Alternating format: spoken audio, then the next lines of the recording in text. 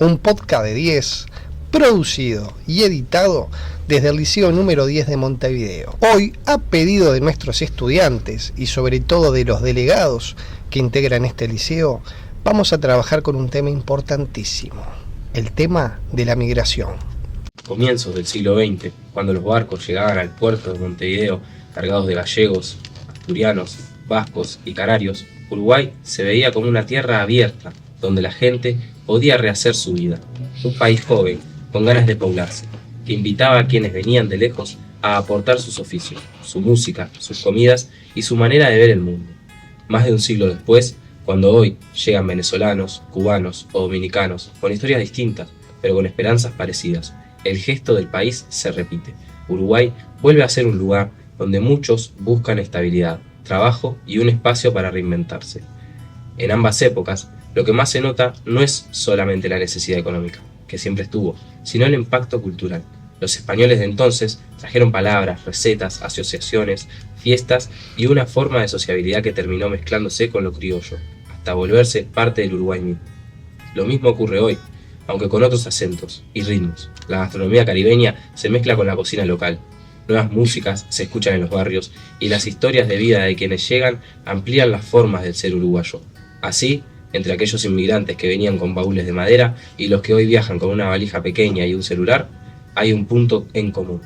Todos han contribuido y siguen contribuyendo a que el país crezca, no solo en población, sino en diversidad, en creatividad y en cultura compartida. Excelente la presentación y la introducción que nos ha hecho Sebastián al respecto de la inmigración a lo largo del siglo XX. Y hay una pregunta con la cual vamos a iniciar este podcast. ¿Cuánta es la población del Uruguay en este año 2025? ¿Qué me dirías vos, Sebastián? ¿Cuántos habitantes tiene la República? Y unos 3,5 millones, parece. Estamos cerca ahí. Pero de población inmigrante me imagino que entre un 2% y un 4%. Bueno, vamos a analizar esos datos teniendo en cuenta el último informe presentado por el Instituto Nacional de Estadística, realizado en el año 2023 y publicado en diciembre del 2024. ¿Qué nos dice ese informe? Primer dato preciso. El total de personas que viven en el territorio de la República es de 3.499.451 personas. O sea que nos acercamos a esa idea de 3,5 millones. ¿Tá? Si vemos en comparación con los censos de años anteriores, fundamentalmente el que utilizamos siempre en historia es el censo de 1908, vamos a ver que existió un crecimiento lento de la población en nuestro territorio, ya que en 1908 la población andaba apenas por encima del 1.000.000 de habitantes. En 1963, entre 1908 y 1963 pega un gran salto. Ahí el país pasa a tener 2.634.000 habitantes. Y luego, con bastante dificultad de crecimiento, nos acercamos al día de hoy con casi 3,5 millones de habitantes que están en el país. Uno de los datos claves que hay que tener en cuenta y que hay que analizar desde los números que nos da el Instituto Nacional de Estadística es la cantidad de migrantes. Y ahí tenemos que hacer la diferencia entre lo que transitan las redes sociales, en los TikTok, en las opiniones que muchas veces no tienen rostro, que aparecen en Facebook, y hay como un gran desconocimiento de la realidad. Una cosa es lo que piensan las personas sin fundamentos y otra muy distinta es basarse en los datos oficiales que produce el país, que están allí en el Instituto Nacional de Estadística. Si nosotros vemos al día de hoy, se calcula que hay un total de 107.578 habitantes. Esto de acuerdo al documento que estamos citando, ¿tá? Con datos actualizados al 2023. De esa totalidad podemos destacar 31.894 argentinos, 10.000 y algo de brasileros, 11.838 cubanos, 8.187 españoles y 16.115 venezolanos, ¿tá? Dentro de lo que nos interesa resaltar. Entonces, a veces cuando se emiten opiniones, sobre todo sin rostro a través de las redes sociales y sin asumir responsabilidades, es importante tener frente a los ojos los datos que pueden fundamentar o no esa opinión. Por lo tanto, estimo que a nivel porcentual esto es inferior a un 5%, ¿no?, de la población total del país. Historias de inmigrantes hemos tenido, sobre todo desde mediados del siglo XX, pero como tú bien dijiste, la inmigración es un fenómeno que se va a ir dando durante todo el siglo XX. Particularmente mi familia paterna vino de España y dejando historias, anécdotas al respecto. Pero hoy vamos a conocer una historia muy particular. Para eso nos acompaña nuestra colega, nuestra compañera de trabajo, Sandra Berizo, quien nos va a contar cuál es su historia familiar de inmigración en el Uruguay. Así que bienvenida, Sandra. Hola, ¿qué tal? Bueno, gracias por la invitación. Fue una sorpresa. No tengo un guión armado. No sé muy bien qué quieren que cuente. Mi mamá es española, específicamente catalana. Se vino al Uruguay con 15 años. Se vino con toda su familia, en realidad se vinieron. Primero vinieron mis tías y mi tío, y después ella se vino con su mamá y su papá. Era una adolescente, y en realidad creo que tiene que ver también con lo que dice Seba, del tema de buscar una mejor situación de vida. Son una generación afectada por la Guerra Civil Española, y en España ellos vivían en Lérida, en un pueblo al norte de Cataluña, cerca de las montañas. Y bueno, creo que estaban pasándola bastante mal, sufrimientos de falta de alimentos, más la violencia después de la represión, de la dictadura, y se vinieron para acá. Y increíblemente mi mamá ha vivido prácticamente toda la vida en la misma cuadra de donde vino a vivir. Conoció a mi padre en la misma cuadra. Mi papá vivía en la casa donde viven ahora, donde vive ella. En realidad mi papá falleció hace muchos años. Y se conocieron allí. Mi mamá vivía a unas casas por medio. Y la verdad que vive ahí entonces hace ya un montón. Mamá tiene 82, así que toda la vida prácticamente, hoy podríamos decir que ya es uruguaya, ¿no? Mamá no tiene, nunca le conocí el acento. Mis tías sí, tenían bastante acento.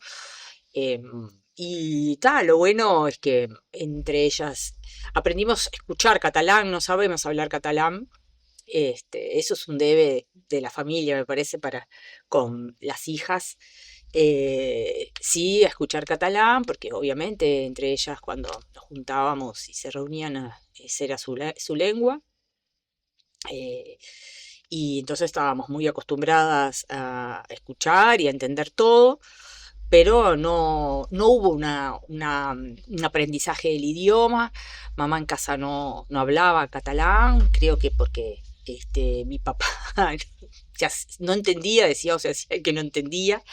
Entonces, bueno, la comunicación era en español, pero la verdad que hubiera estado bueno que pudiéramos haber aprendido el idioma.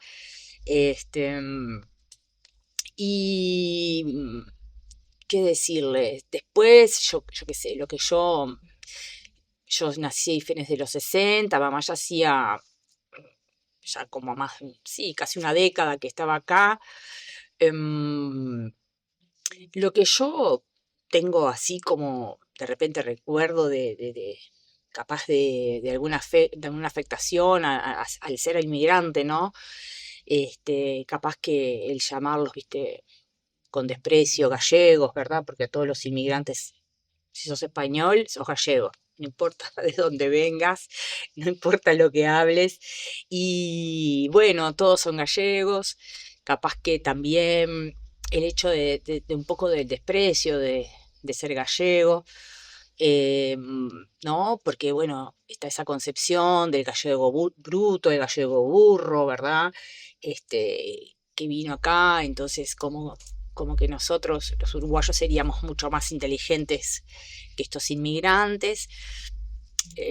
Una familia muy trabajadora, porque mis tías vinieron, eh, una ya cuidaba niños en España y vino a cuidar acá también a un chico que venía de una familia de un chico que cayó en los Andes y murió en los Andes. Y bueno, una vida de trabajo, porque ellos trabajaban desde muy joven allá y acá se integraron a trabajar. Este, y yo no tengo ahí mucho recuerdo o por lo menos ellas no lo comentaban, ¿no? De si sufrieron, ¿no? Muchas veces la discriminación, eso no, no lo recuerdo. Mi abuelo, yo a mi abuela materna no la conocí, mi abuelo allá trabajaba en la tierra porque vivían en el campo y acá, ya cuando yo lo conocí, ya era mayor y trabajaba de zapatero. Tenía allí en su casa como un tallercito y vivíamos, bueno, con mi abuelo y de donde yo vivía, vivíamos 3, 4 casas, por tanto el vínculo con la familia materna siempre fue muy fuerte.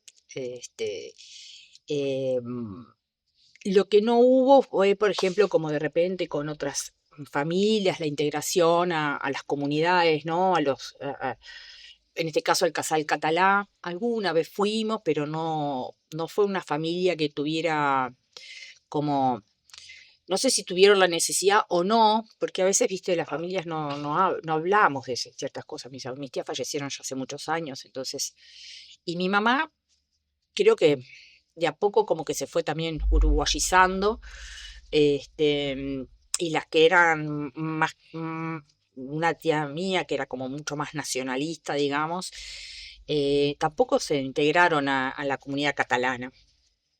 Este, sí, de repente escuchábamos, bueno, estábamos en dictadura cuando yo era chica, pero bueno, a Serrat, que era, pero ya ahí más sobre la apertura democrática, porque no, en realidad no se podía escuchar, o canciones en catalán.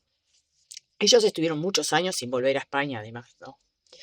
Eh, Volvieron cuando se casó un primo mío,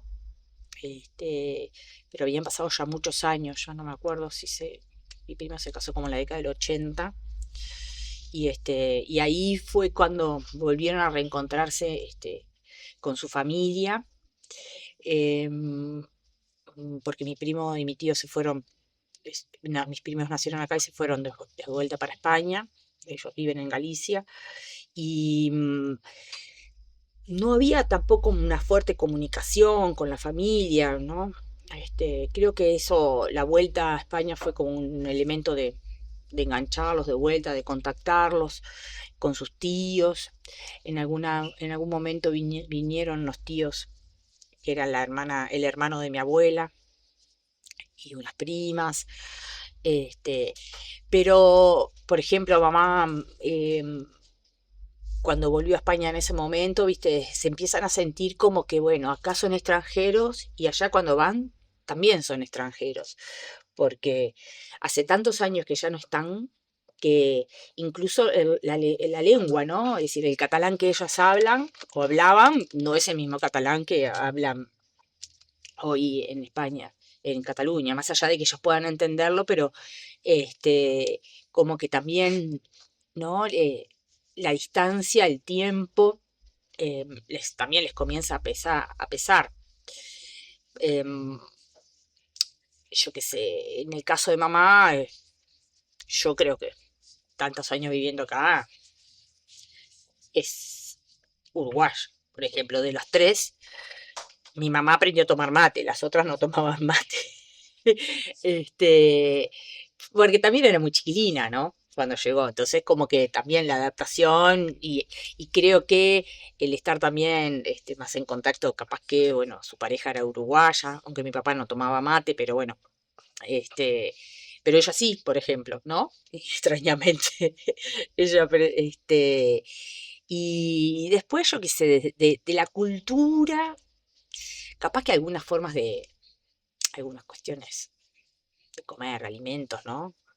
Este, característicos, yo qué sé, la famosa tortilla española, Ajá. este, o algunas formas de cocinar, yo qué sé, cuando haces, ¿cómo se llama? Puchero, vamos a decir, siempre vamos a hacer una bola catalana, que en realidad no tiene mucha ciencia, pero se ve que es costumbre, es carne picada, pues la condimentás, haces una bola y la metes a cocinar dentro del fuego, de la olla allí, y entonces, bueno, este, mm, y no sé si hay muchos otros elementos culturales, les digo, parezco que no soy de origen español, pero creo que capaz que comer mucho, eh, ¿cómo es?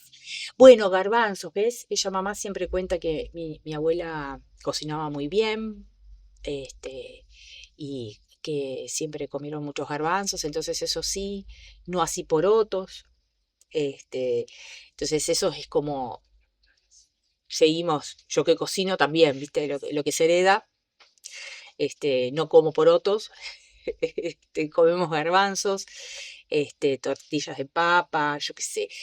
Mamá cuenta siempre que ellos comían mucho conejo, ¿no? Y los Acá, famosos cocidos también. sí. Y acá hemos comido conejo, pero bueno, es más difícil comer conejo en el Uruguay, entonces, todas aprendieron mucho a cocinar con mi abuela, que se ve que cocinaba muy bien. Y entonces, bueno, como que cuando viene la comida por ahí, ¿no? El recuerdo de cómo se cocinaba, cómo se comía en la familia, em, los guisos, ¿no? Este, por lo pronto es el recuerdo del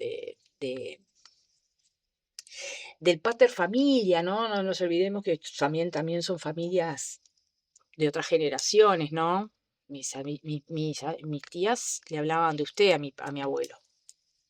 Mi mamá no, pero mis tías siempre se dirigían, este, Y y su palabra sería incuestionable, ¿verdad? su palabra era incuestionable. Yo tengo un recuerdo de mi abuelo, por un lado, las comentarios de su rigidez, ¿no? Este, y no era muy conversador y como que muy estricto, pero a su vez es muy estricto con las mujeres de la familia, este, ¿no? Con las mujeres más grandes. Mi mamá es la más chica, nació cuando mi abuela ya era, para la época además era grande, tenía como 42 años. Entonces ya era como decir, bueno, igual que ahora, madre vieja. Madre adulta. Adulta, entonces que bueno, está, que ella puede haber roto un poco más, ¿no? La estructura y los vínculos tan rígidos, ¿no? Pero mi abuelo se sentaba así en la cabecera, y así como que eso también, este, era parte bueno, de la vida que nosotros teníamos. Nosotros, yo convivíamos mucho con mi abuelo porque nosotros nos íbamos a quedar a dormir en la casa de mis tías, de mi abuelo. Una de mis tías vivía con mi abuelo, entonces era bastante común eso. Este, Él era como muy rígido, este, sí, de poco hablar, entonces, de, de buen comer. Ah, mirá, ahora me acordé. Mi tía le cocinaba una, una sopa que eso sí es una sopa característica, que es como una sopa de papa y cebolla, que se la hacía mi tía. En casa nunca comimos eso. No sé si es porque a mamá no le gustaba, no sé eso, ¿sabes? Pero él le encantaba esa sopa y mi tía este, le cocinaba eso y a él le gustaba pila.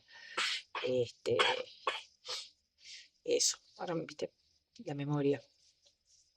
Y Qué bueno, no sé, importante no sé qué la más No, memoria y el testimonio. cuando hablaste de los uruguayos te referiste a los uruguayos como nosotros. También dijiste que no estabas tan ayornada con el catalán, que nunca lo aprendiste. Sí lo pudiste escuchar, pero nunca lo aprendiste. hablar nunca. Claro. Y que no sentías tanto una conexión.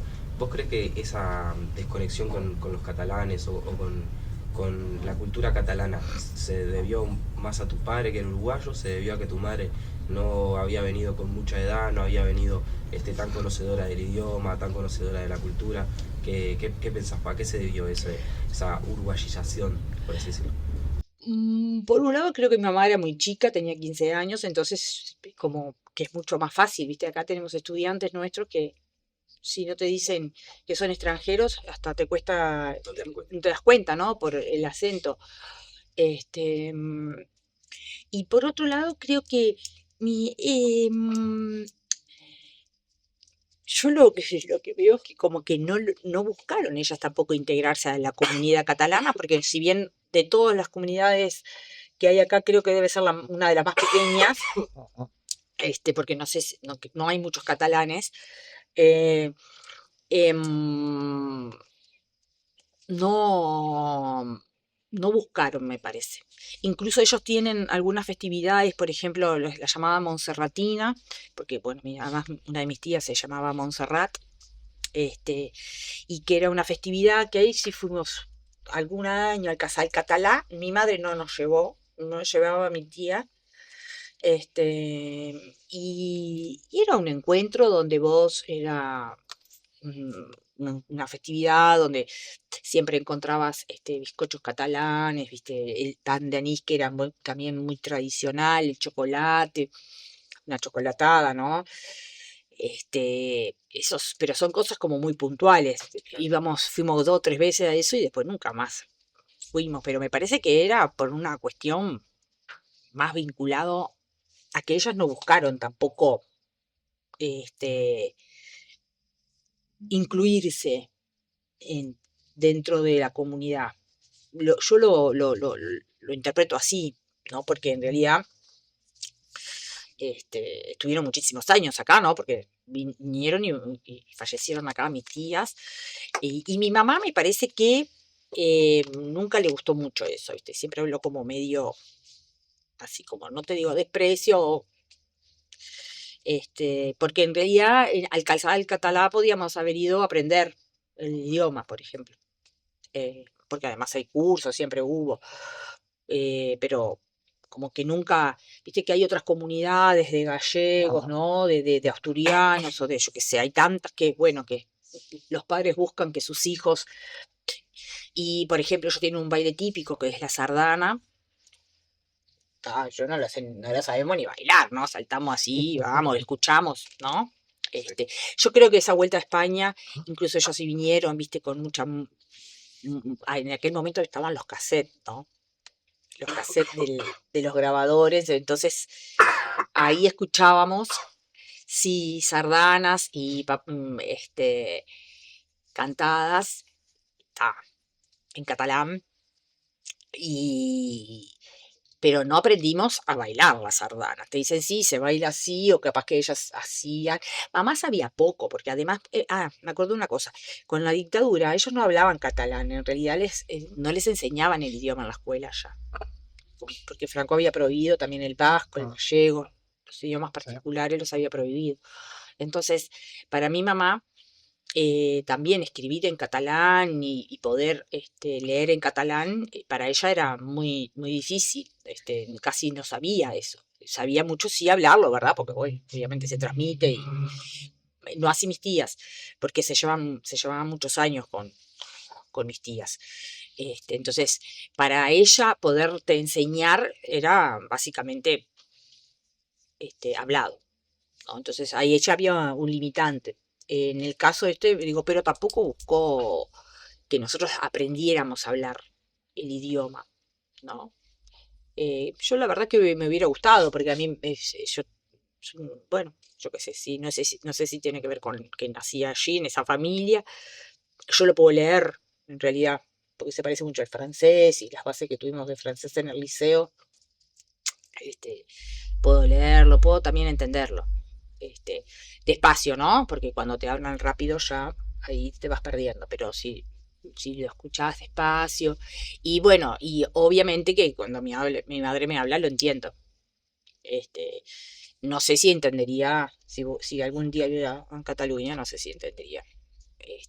Pero, por ejemplo, cuando yo escucho alguna cuestión en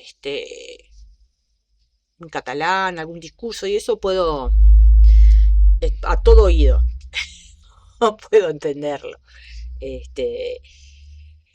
bueno, no sé, ¿qué más? Bueno, muy enriquecedor el testimonio justamente de Sandra sobre su experiencia familiar en cuanto a la inmigración. Yo recordaba, mientras ella hablaba, mi propia experiencia particular. Yo soy hijo de español, mi padre es español, mi padre nació en Santiago de Compostela y también se vino al Uruguay, proveniente de Galicia.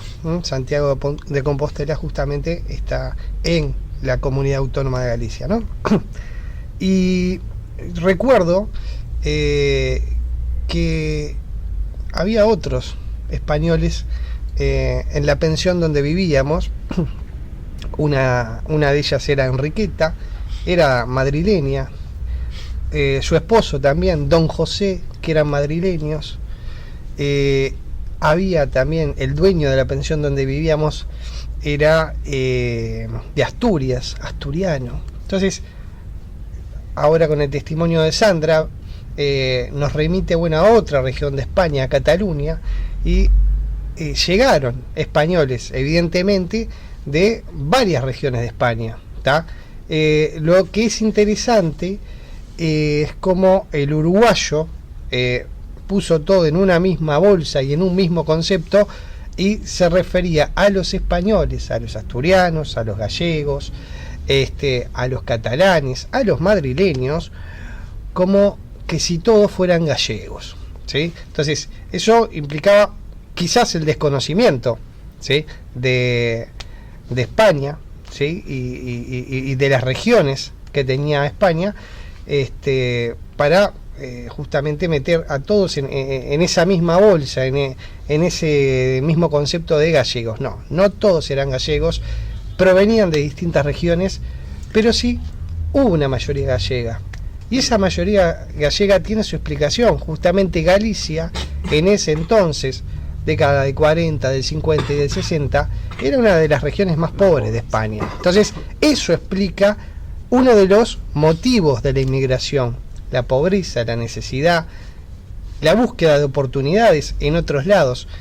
En ese caso, y en ese tiempo, la oportunidad estaba en el Río de la Plata, no solo en Uruguay, también en Argentina. De ahí los vínculos que nos unen y nos hermanan también con las personas de la otra orilla, ¿no? Recuerdo cuando era niño, hablando con Enriqueta, hablando con don José, en aquella vieja pensión de la calle Miguelete y Minas. Historias de dolor, historias de sufrimiento. Y yo no entendía, porque ellos me hablaban de la guerra. Yo no sabía qué guerra. Pero claro, luego, con los años, entendí que era la Guerra Civil Española la que los había afectado. Y Enriqueta decía, no, nosotros nos vinimos al Uruguay escapándonos de la guerra, de esa guerra terrible que se dio en España y que culmina con la victoria de Franco, ¿no?, y la instauración de un régimen de más de 40 años de franquismo. El franquismo expulsó a mi padre, el franquismo expulsó a mis tíos, Cuando veo para mis costados, cuando veo al costado, cuando veo alrededor, mi familia de distintas regiones es española. Del lado paterno, del lado de mis tíos, es española. Pero también se da la otra pata, la pata italiana, el otro lugar del cual emigraron muchísimas personas en ese entonces, y ahí va por el lado materno. Y eso lo vemos claramente en nuestros apellidos, ¿no? Entonces, somos producto de la inmigración. Sandra es uruguaya, pero su origen, ¿sí? Su origen familiar no está en Uruguay, está en Cataluña, ¿tá? Del lado de la mamá. Del otro lado es de origen italiano. No Exactamente, bien. Entonces, en esa conjunción que vemos en los apellidos, vemos también nuestros orígenes, lo cual es interesantísimo para pensar y reflexionar el día de hoy en este fenómeno que está atravesando Uruguay, que está llegando a Uruguay, que es un fenómeno de inmigración, no sé si llamarlo masiva, pero una inmigración muy importante, ¿tá? De distintos lugares. Pero vamos a centrarnos en cómo nos afecta esto en los centros educativos, cómo reciben los centros educativos a los estudiantes migrantes, y para eso vamos a recurrir al testimonio de Sebastián y preguntarte, Sebastián, ¿has tenido compañeros en el liceo, en tu pasaje por el liceo, migrantes? ¿Conoces sus problemáticas? ¿Conoces sus testimonios? ¿Qué te cuentan?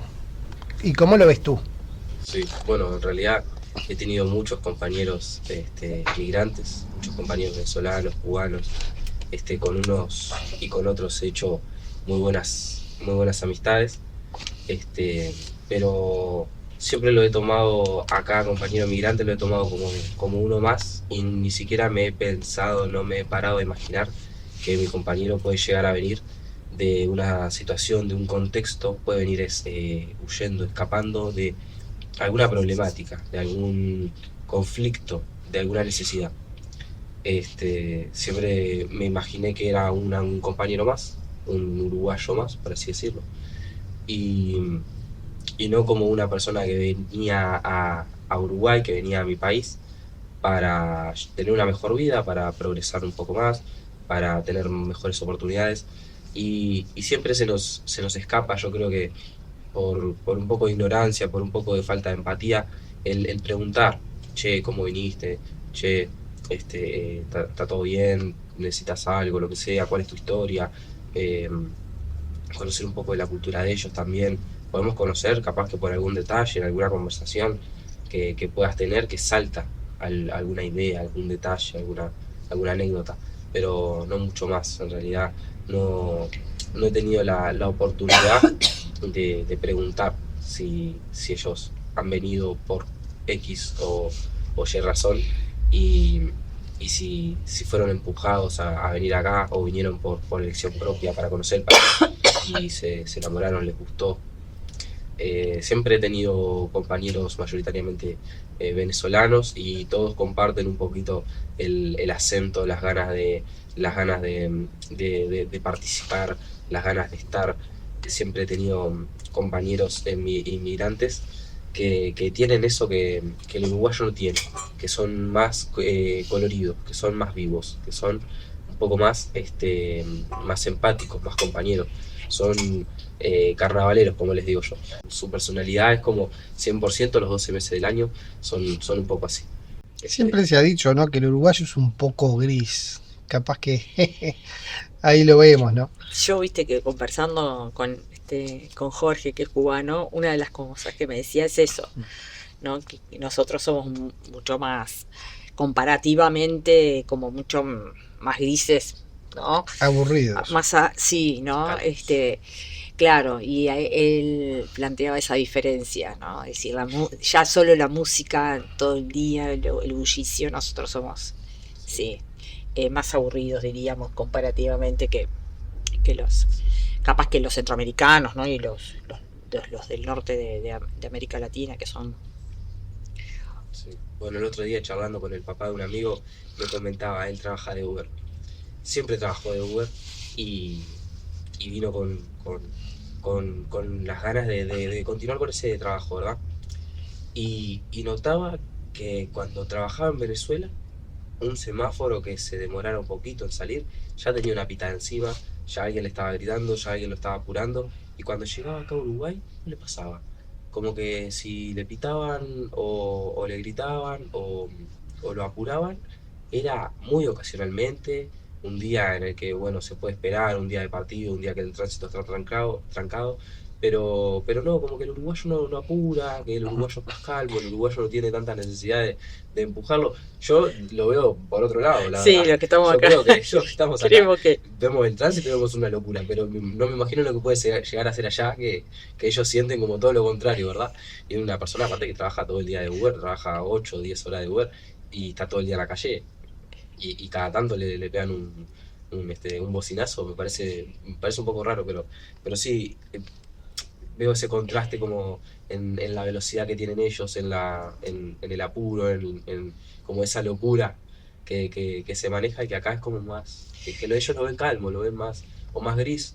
Otra persona que yo conozco que es del barrio, también me comentaba que ella ha cambiado su forma de vestir Ah, porque siente que sí. el uruguayo se viste más neutro, más negro, más gris, colores no tan llamativos, y que ella cuando llegó tenía la necesidad de vestirse rojo, verde, amarillo, sentirse que transmitir la vida que ella tiene a través de su ropa, y que acá no lo veía tanto, si veía algún color era de manera muy espontánea o Un rojo opaco. un rojo opaco, unos tonos pastel, tonos grisáceos, tonos Grisáceos. El apagados, invierno es gris, El gris. invierno es gris. marrones, Muchos marrones. muchos beige, y no veía colores vivos, colores fuertes, un verde manzana, no veía un rojo muy vivo o un amarillo así Ah, está bueno eso. que explote los ojos. Eso también es como un Un contraste contraste. que yo me llegaba a dar cuenta.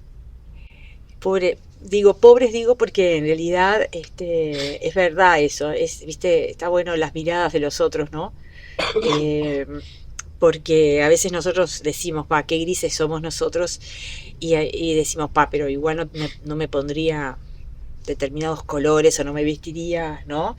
Y eso es parte de la riqueza de la cultura de la inmigración, ¿no? Desde los peinados diferentes, los afro, ¿no?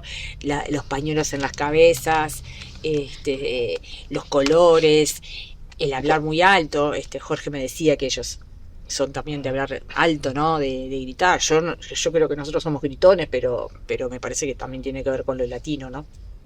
Que somos gritones. Y otra cosa de lo que vos decías, me quedaba pensando, ¿no?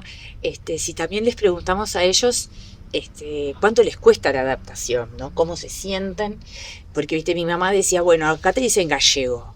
Entonces vos decís, bueno, como vos decís, somos todos gallegos, porque bueno, no importa si de dónde vengas, ¿no?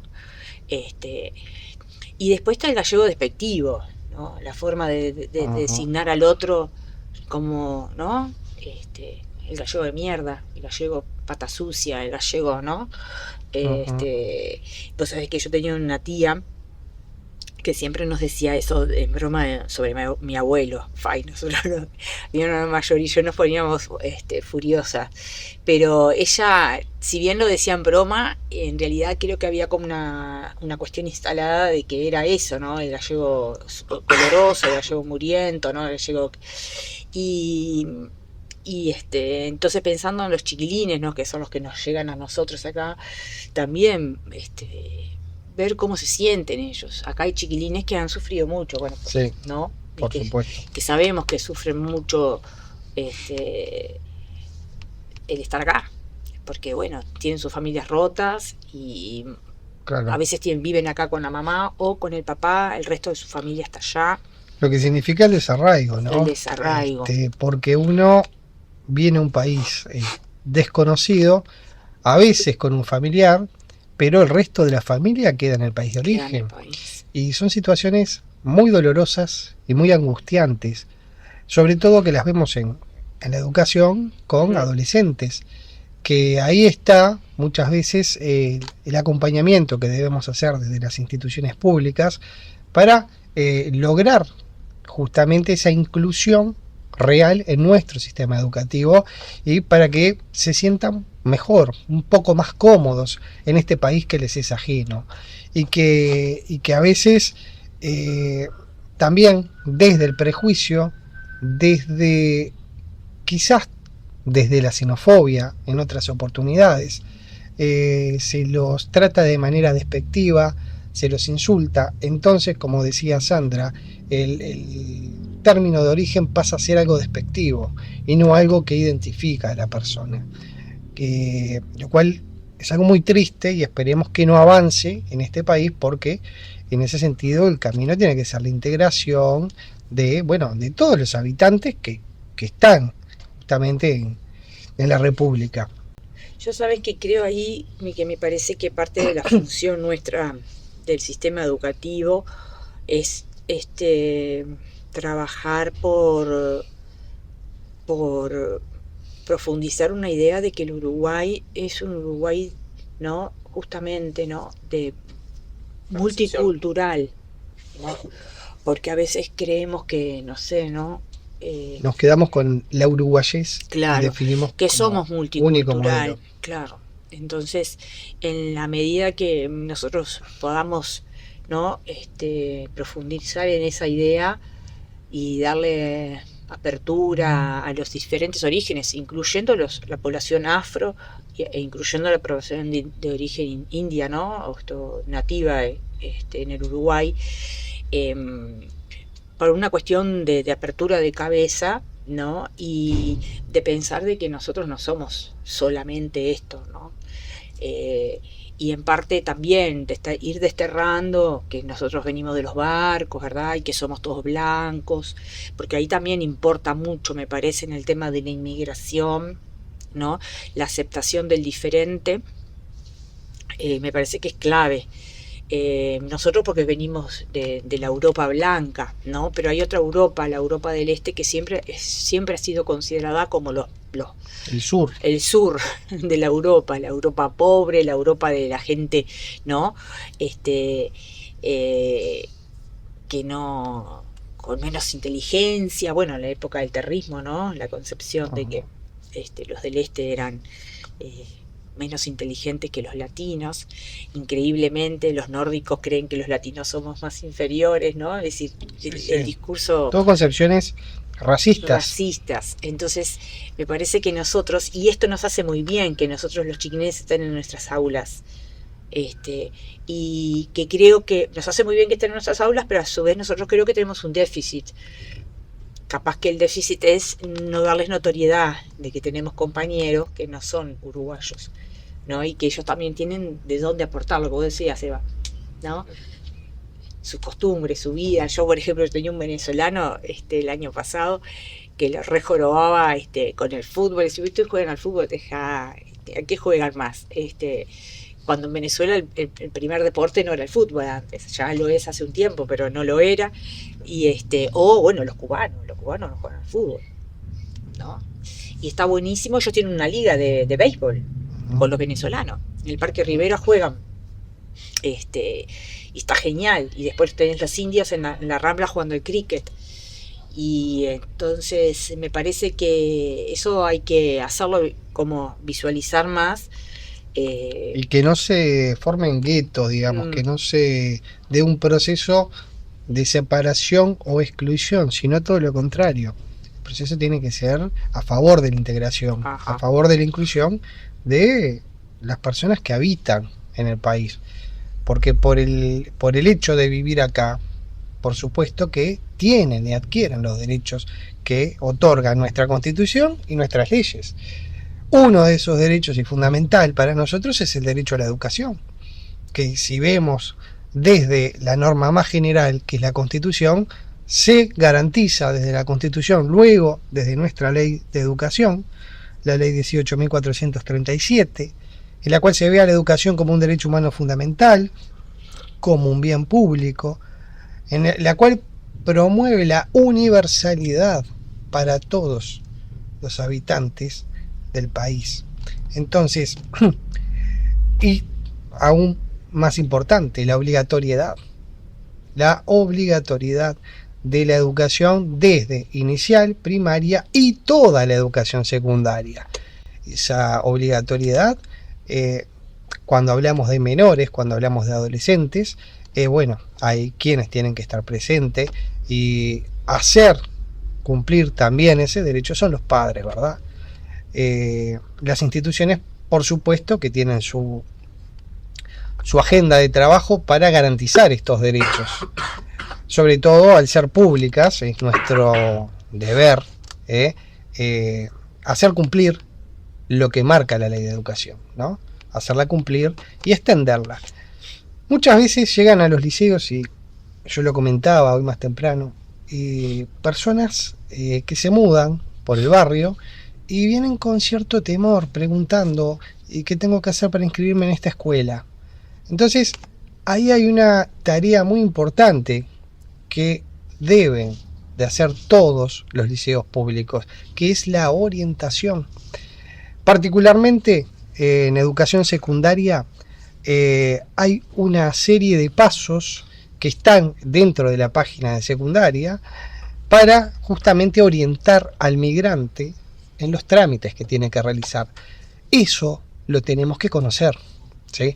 Eso todos los funcionarios públicos que están dentro de una institución educativa lo tenemos que conocer, porque desde ahí también va esta idea de vamos a integrar, vamos a incluir. Así que eso está dentro de la página de la Dirección General de Educación Secundaria, y voy a mencionar algunos de los pasos que nos dice ahí. Bueno, primero se justifica en cuanto a la ley 18.250, ¿no?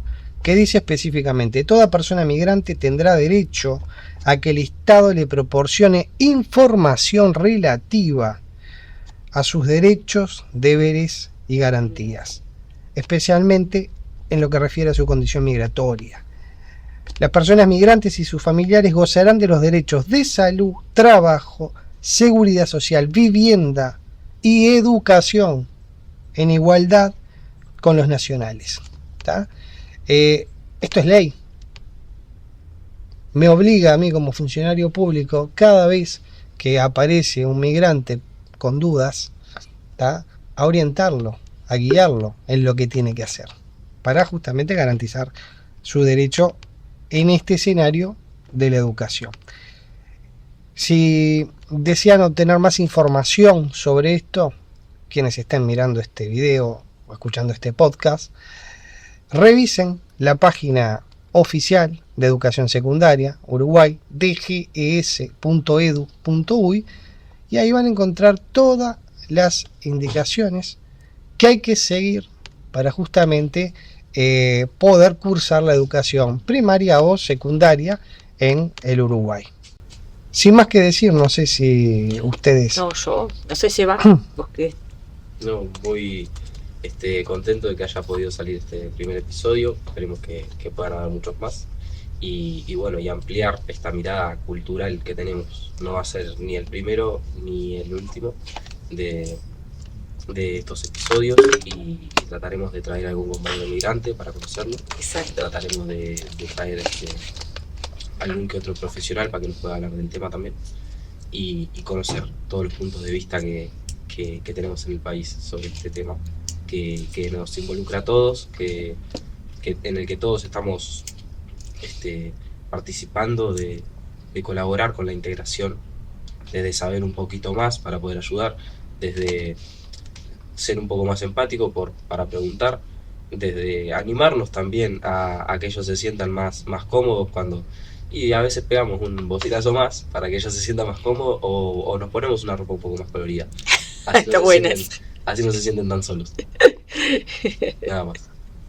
Bueno, muchas gracias, Bueno, muchas Sebastián, gracias por la muchas invitación. gracias, Sandra, por haber participado ambos de este segundo podcast de 10. Ese es el nombre que le hemos puesto a este espacio, y se viene el próximo año 2026 probablemente, en el cual vamos a trabajar con testimonios propios del liceo de estudiantes migrantes para que nos cuenten sus experiencias en el Uruguay y sus vivencias para llegar al Uruguay. Sí. Así que gracias, amigos, a todos ustedes que están del otro lado. y ya saben, quédense en este canal que se vienen cosas muy interesantes para este próximo 2026.